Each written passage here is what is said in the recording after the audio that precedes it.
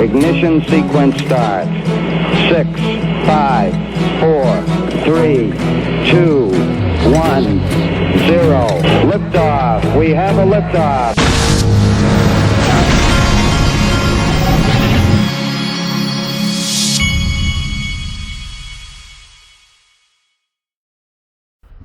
Hey everybody, this is the Digital Asset Investor, and I am done. My youngest, his baseball was over, or his baseball for his league was over last night. They won the championship, so now they have to play in a city tournament, and then we have All-Stars again to destroy our summer, but that's okay.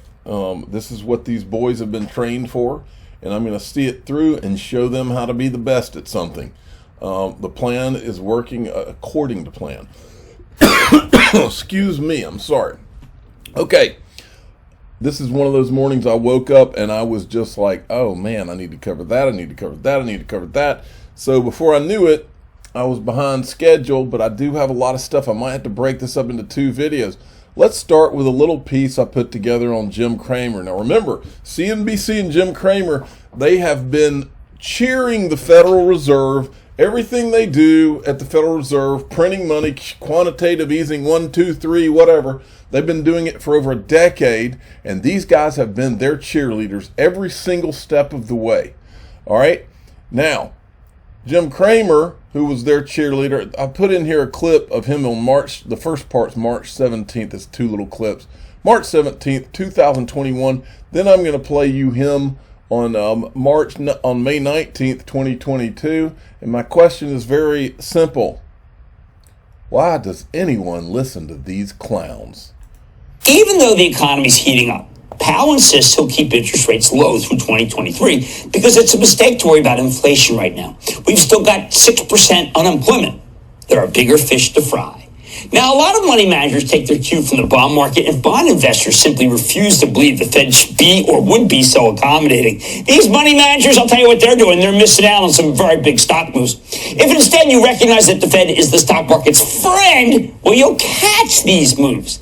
Honestly, though, we've got all these new investors who pay no attention to the Fed or the bond market at all. You know what? They're making out like bandits. You may not like it, but in this market, ignorance, it is bliss. It's a pleasure. Those of us in the second cohort, and I count myself as a member, we want a pin that says, I'm with Jay.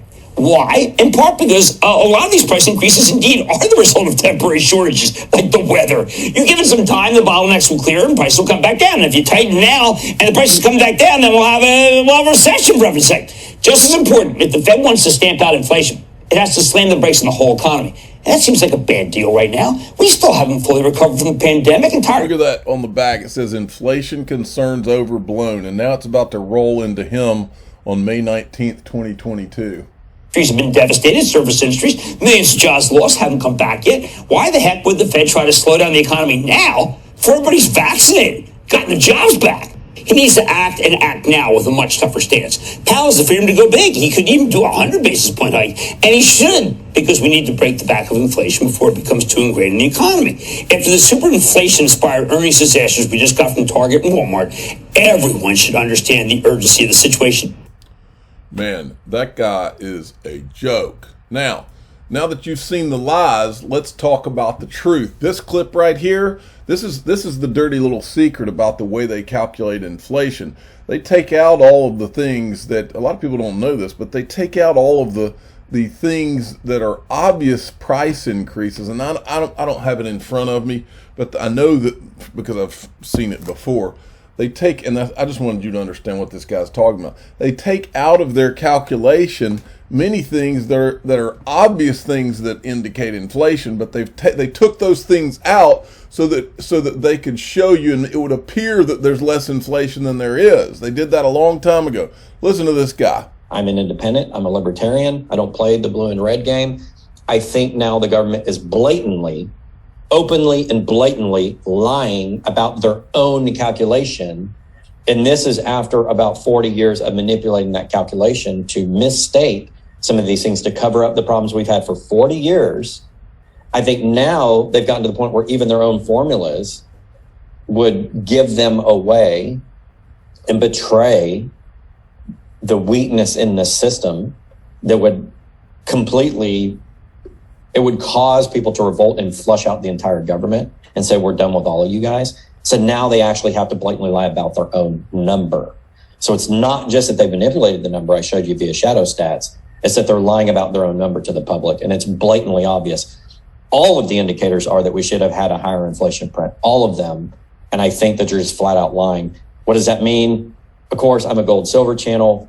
I'm not your financial advisor. Go consult your financial advisor. Don't take anything I say as legitimate research. Do your own.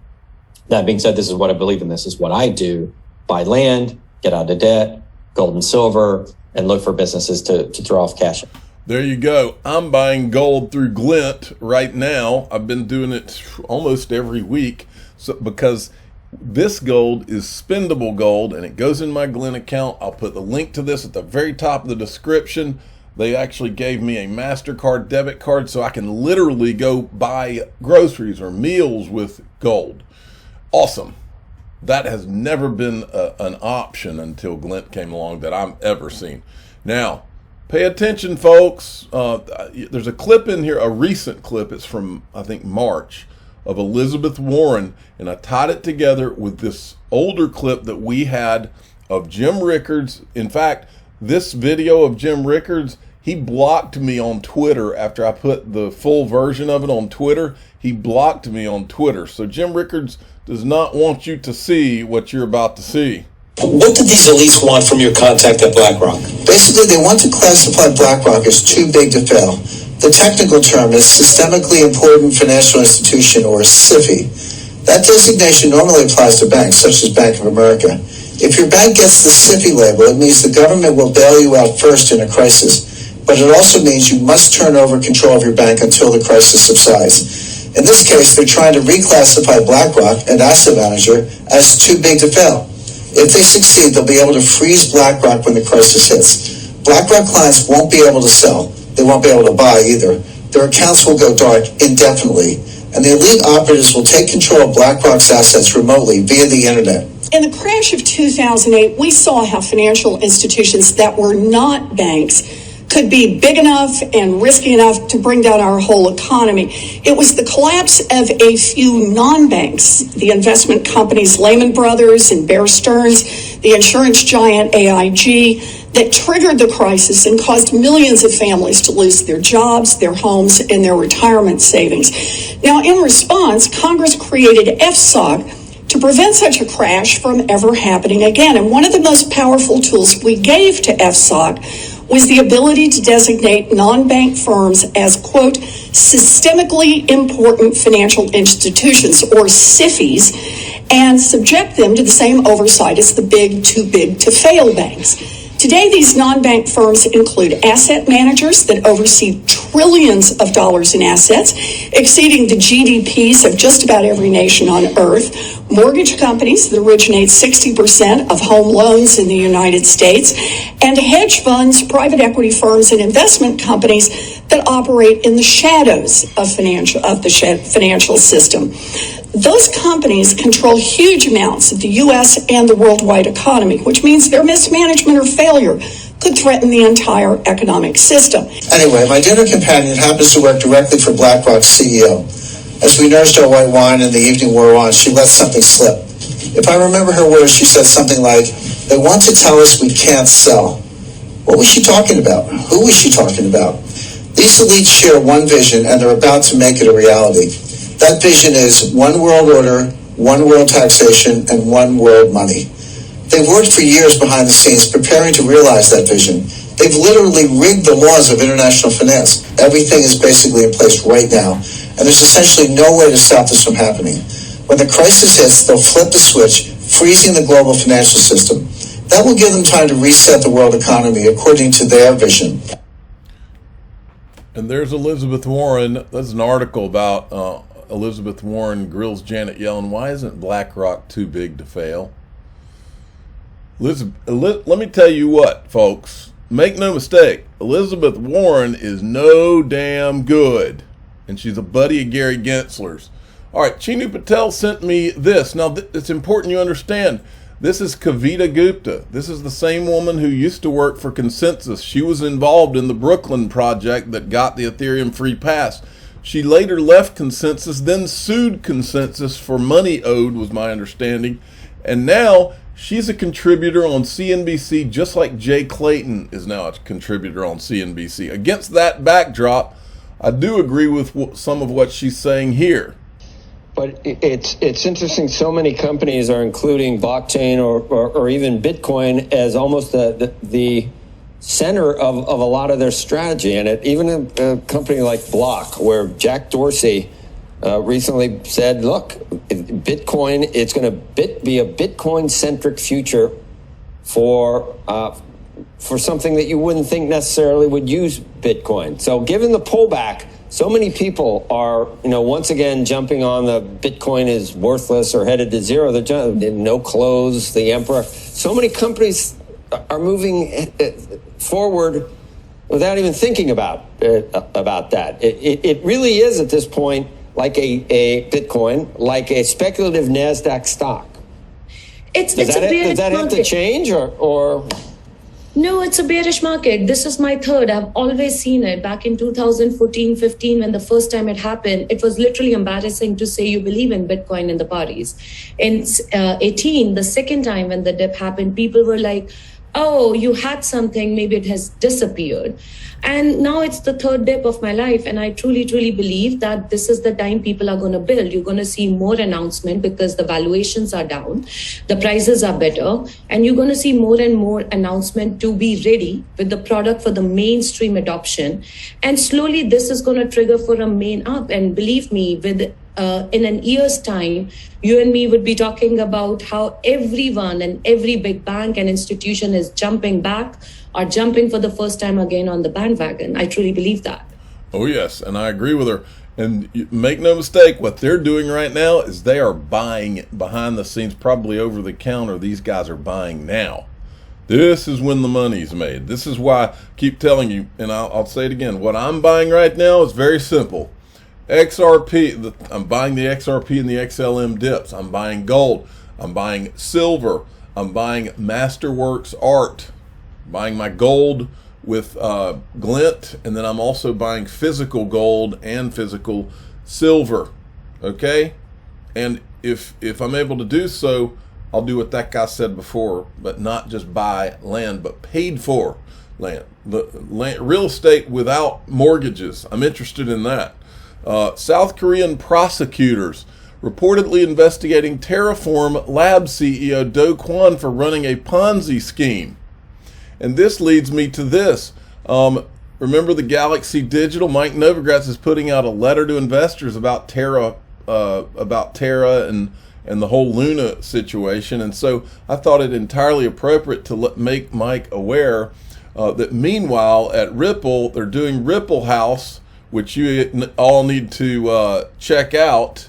I don't think Do Kwon is doing this. Here's Brad Garlinghouse. Brad, the CEO of XRP. Brad, what are you going to say to all the loyal XRP Nation? CEO of Ripple, but I love the XRP Army.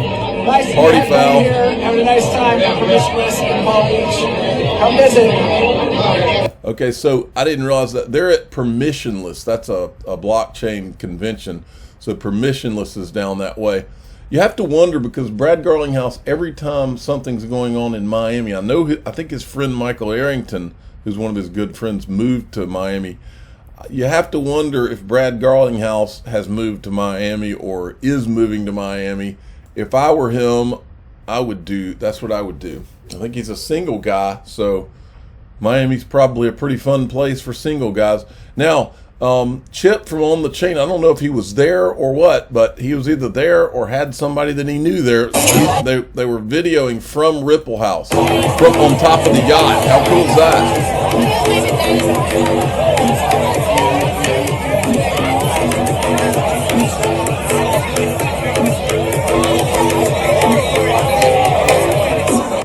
That looks fun. And then here's a video of them getting on the yacht.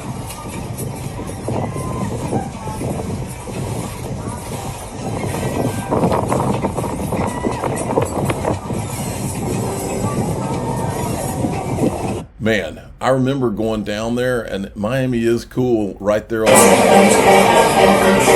inside of the yacht.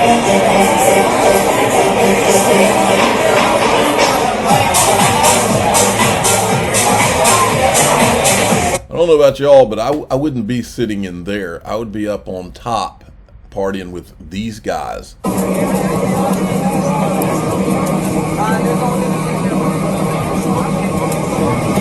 That's pretty cool. Maybe the digital asset investor will rent a yacht one day to have an XRP party.